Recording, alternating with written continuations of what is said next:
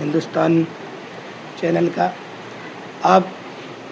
आपके माध्यम से हम इस तरीके से अपने जो भी आज तक के क्रियाकर्म हैं सोशल मीडिया के माध्यम से ज़्यादातर मैं लोगों को जागरूक करता हूं कि सनातन संस्कृति के लिए बढ़ चढ़ कर के हिस्सा लें और सनातन संस्कृति के विषय में थोड़ा सा आगे आएँ, जिससे कि हमारे साथ सुरेश शुक्ला जी हैं।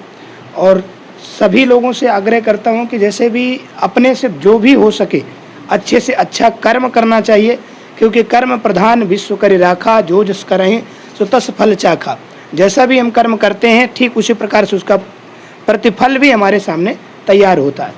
और मैं आचार्य उमेश त्रिपाठी, शिव दुर्गा हनुमान मंदिर का संस्थापक और गौ सेवा समिति के भी संस्थापक हूँ, जो कि मैं प्रातःकालीन मेरे पास जो भी गायों का झुंड आता है उन गायों की मैं निरंतर आज से 10 वर्ष पहले से सेवा निरंतर करता चला आ रहा। आप गौ सेवा कर रहे हैं पूरे तन मन धन से जी, तो इसमें क्या आपको लोगों का समर्थन मिल रहा है, सहयोग मिल रहा है? सर जी, समर्थन के लिए मैं सहयोग के लिए अपील लोगों से नहीं करता, लेकिन ये ज़रूर कहता हूँ कि मुझे सहयोग मत दीजिए, धनराशि मुझे नहीं चाहिए। मैं अपने तरफ से जो भी कार्य करता हूँ, गऊओं की सेवा मेरा धर्म है। मैं अपने तरफ से, अपने यजमानों की तरफ से पूजा करके जो भी संग्रह आती, धनराशि आती, उसके माध्यम से गायों को जो भी मेरे द्वारा भोग प्रदान होता है मैं करता हूँ। लेकिन लोगों को मैं जागरूक करता हूँ कि मुझे धन ना दे करके आप अपने अपने स्तर से सभी मंदिरों के पुजारियों को और सभी सनातन प्रेमियों को, सभी जो सनातन संस्कृति के हितैषी गण हैं, उन सभी से कहते हैं गौ माता सनातन संस्कृति की माता है, राष्ट्र माता है। आदिकाल से भगवान श्री कृष्ण भी गऊ का चारण कराए हैं इस मृत्युलोक में आकर के। जब भगवान कृष्ण ने ही जब गायों का गोबर उठाया है, गौमूत्र हमारी क्या वो है, और इसी उसमें हमारे को एक लक्ष्य लेकर के मैं चला हूँ कि गाय की सेवा हमें करनी है और गौशाला मुझे बनाना है, जो कि मेरे को दिल्ली में इतनी व्यवस्था नहीं हो पा रही है।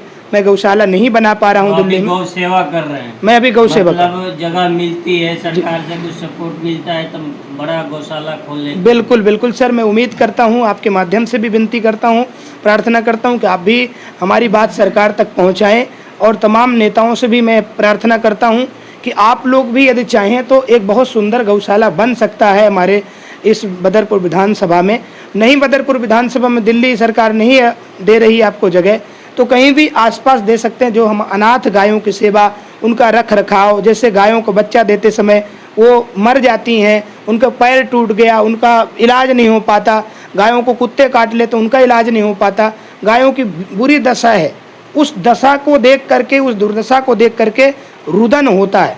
और इसीलिए मैं कहता हूँ कि भगवान कृष्ण गाय की सेवा किए थे, तो उन्होंने कहा कि जब तक आप गाय की सेवा करोगे तब तक आपके समाज में और आपकी किसी भी प्रकार से कोई भी आने वाले अकाल नहीं होगा। गौ को आजकल लोग धर्म में तो बाटी रखे हैं, कुछ पार्टी वाले भी कहते हैं कि गौ हमारी माता है, लेकिन पानी खाती है, बीमार रहती है, हाथ पैर टूट जाते हैं, लोग उसको प्रताड़ित करते हैं, तो उस पर कोई आगे नहीं आता है। इस पे क्या कहेंगे? सर जी, अभी इन तमाम नेताओं की बात को देखिए, नेता क्या करते हैं, राजनीति का काम है वो, लेकिन धर्म नीति ये कहती है कि गाय की सेवा जब करने लगोगे तो आपको कुछ नहीं दिखेगा, सिर्फ वहाँ सेवा भाव दिखेगा, वहाँ पर राजनीति नहीं दिखेगी। गाय का गोबर उठाने पर कोई राजनेता नहीं बनता, गाय को मूत्र उठाने पर, साफ करने पर, गायों को दुख दारिद्र हटाने पर आपको वोट कोई नहीं देगा। इसलिए गायों से दूर हो रहे नेता लोग, सिर्फ वो लोग राजनीति के माध्यम से कुछ भी कह दें।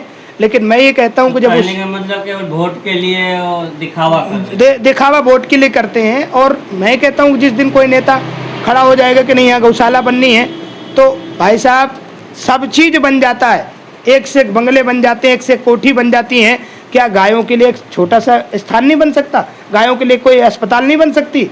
ये सब हो जाएगा जिस दिन नेता लोग चाहेंगे, समाज के बड़े लोग चाहेंगे और सरकार चाहेगी। इसी दिल्ली में एक से एक भव्य गौशाला बन जाएगा। किसी भी प्रकार से गाय अनाथ नहीं होंगी, भटकेंगी नहीं, पन्नियाँ नहीं खाएंगी, मरेंगी नहीं। अकाल मृत्यु जो मर रही हैं, नालियों को पानी पी नहीं हैं, और उनसे भी तमाम आग्रह करता हूँ जो गौ पालते हैं, सबसे बड़ी बात उनकी भी कमजोरी है यहाँ। नहीं, आप गौ सेवा का पीड़ा जो समझते हैं, उससे पीड़ित होते हैं, इससे हमें भी बहुत दर्द हुआ इस बात से।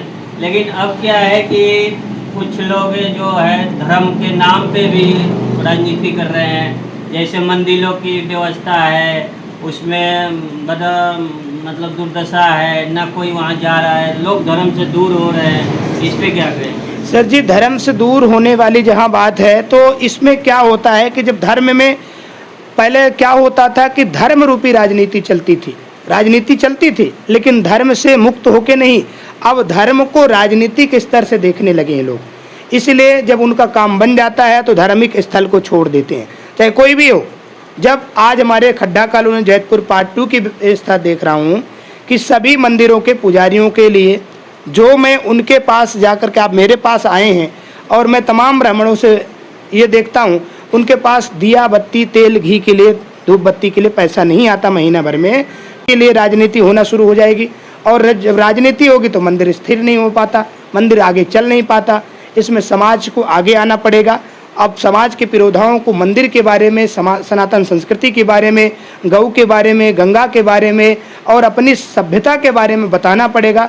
हम लोग उसी को बेड़ा उठा करके तमाम आप जैसे चैनल में यही विनती करते हैं कि आप लोग भी जागरूक बनाएं और हम विनती करते हैं कि हमारे सनातन संस्कृति ना तो आदिकाल से खत्म हुई है, ना आदिकाल तक अनंत काल तक खत्म होगी। तो कुछ लोग आज डरा रहे हैं, धर्म के नाम पे डरा रहे हैं कि आप वोट नहीं देंगे या इनको समर्थन नहीं करेंगे तो यहाँ रहना मुश्किल हो जाएगा। सर जी, ये क्या होता है कि जो लोग भी इस तरीके से छोटी ओछी हरकत करके राजनीति करने की कोशिश करते हैं कि यदि आप इसको वोट नहीं देंगे तो ऐसा होगा ऐसा होगा, मुझे लगता है कि कहीं ना कहीं इस चीज़ में वो सनातन संस्कृति का पक्का सिपाही नहीं होगा। जो सनातन संस्कृति का कर्म मन वचन से, बुद्धि से, वाणी से तन्मयता पूर्वक होगा तो सनातन संस्कृति के लिए, अपने हिंदुस्तान के लिए और अपने सभ्यता के लिए अपनी कुर्बानी भी देने के लिए तैयार रहेगा। मुझे इसमें कोई गुरेज नहीं कहने में कि मैं अपने सनातन संस्कृति के लिए, अपने गौ माता की रक्षा के लिए, अपने सभ्यता के लिए, अपने संस्कार के लिए और अपने शास्त्रों के लिए चाहे मेरी खुद की कुर्बानी देनी पड़ जाए, समाज मुझे कुछ भी कहे, मैं उससे पीछे नहीं हटूंगा। और तमाम गायों की सेवा के लिए मैं सरकार से, तमाम मीडिया बंधुओं से और आप सभी से आग्रह करता हूं कि जितना से ज़्यादा हो सके इस क्षेत्र में जितनी भी गाय अनाथ हैं, लाचार हैं, बीमार हैं, बूढ़ी हैं, जिनके पैर हाथ टूट चुके हैं, नहीं उठ पाती हैं, उनकी दुर्दशा पर थोड़ी सी गौर करें। भारत सरकार को भी चाहिए इसमें, दिल्ली सरकार को भी चाहिए इसमें, क्योंकि हमारे भाई बैठे हैं उसमें भी।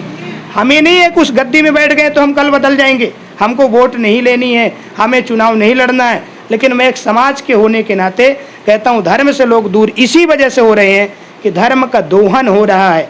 हरई शिष्य धन शोक न हरई, सो गुरु घोर नरक मह परई। ये भी एक बहुत बड़ी बात है कि तमाम गुरुओं को भी आग्रह करता हूँ, पहले के आदिकाल से देखिए सनातन संस्कृति के प्रचार करने के लिए भरद्वाज आश्रमों में जाइए, चित्रकूट आश्रम में जाइए, पत्ते खा करके तपस्या करते थे संत महामुनि, लेकिन गौ सुर भी उनके घर पे होती थी, उनके कुटिया में होती थी। क्या उनकी रक्षा करने के लिए भगवान राम नहीं आए? भगवान रामचंद्र जी अयोध्या में दशरथ के यहाँ जन्म लिए और मरीच सुबाहु नामक दैत्यों को मार करके इस कलंकित जीवन, अटल जीवन तक के लिए उन्होंने कहा कि आप स्वतंत्रता पूर्वक धर्म का प्रचार करें, यज्ञ करें, अनुष्ठान करें, आपके तरफ कोई आंख नहीं दिखाएगा। ठीक इसी प्रकार से आज भी मैं तमाम उन सनातन संस्कृतियों को कहता हूं कि अपने सनातन संस्कृति में आ जाइए, सभ्यता में आ जाइए।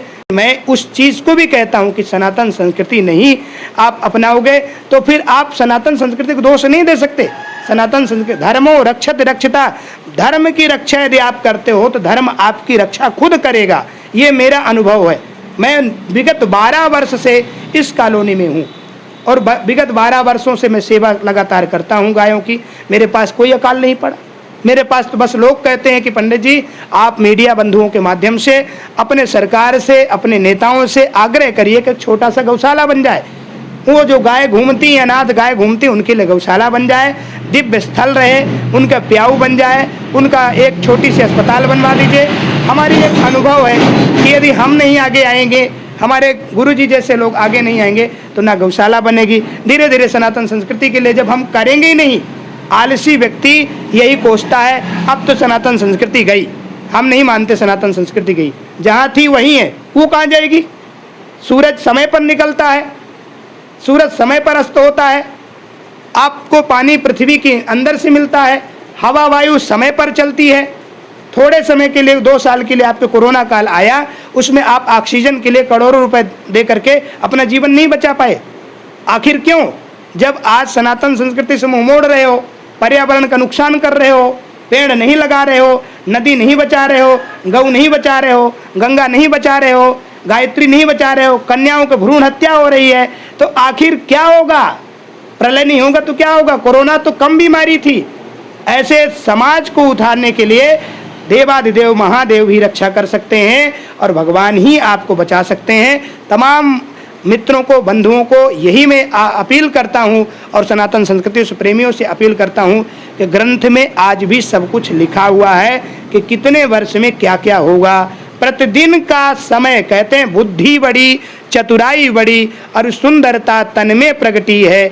मान बड़ो धन धाम बड़ो, यश कीरत हूँ जग में प्रगटी है। झूमत द्वार गजेंद्र हजार, पर इंद्र से कछुनाई घटी है। तुलसी जगदीश के भक्ति बिना, जैसे सुंदर नारी के नाक कटी है। यदि आपके जीवन में भक्ति नहीं है तो आप ये समझ लीजिए कि सौंदर्यता जीवन में कुछ नहीं कर सकती। हाड़ मास के देह हैं, ये बुढ़ा होना है। जब ये निरंतर गलायमान है, निरंतर चलायमान है, निरंतर ये हम जिस बादाम को खाते हैं, काजू किशमिश खाते हैं और शरीर निरंतर बुढ़ा होता जा रहा, तो आखिर हमारे सनातन संस्कृति से दूर क्यों? जीवन जब तक है तब तक अविरल रूप से सनातन संस्कृति की सेवा करते रहेंगे। हम लोग गौ माता की सेवा करते रहेंगे, गंगा के बचाने के लिए प्रयास करते रहेंगे, पर्यावरण पेड़ लगाने के प्रयास करते रहेंगे और समाज में यही सबसे प्रार्थना करते रहेंगे कि आने वाले दिनों में आप सब बढ़ चढ़ करके धर्म में हिस्सा लें और हमारे मीडिया बंधुओं का भी साथ देते रहें। जहां कोई असुविधा हो इनको बुलाइए, शासन प्रशासन तक अपनी बात कहिए, सब आपकी सपोर्ट करेंगे। जैसे कि आज हमारे मनोज सिंह जी भी हमारे साथ आए हैं और हमारी बहन जी, सब लोग आए हैं, ये हमारी पीड़ा देखने आए हैं, किस व्यवस्था में हूँ मैं। तो आपका बहुत बहुत धन्यवाद, बहुत बहुत आभार।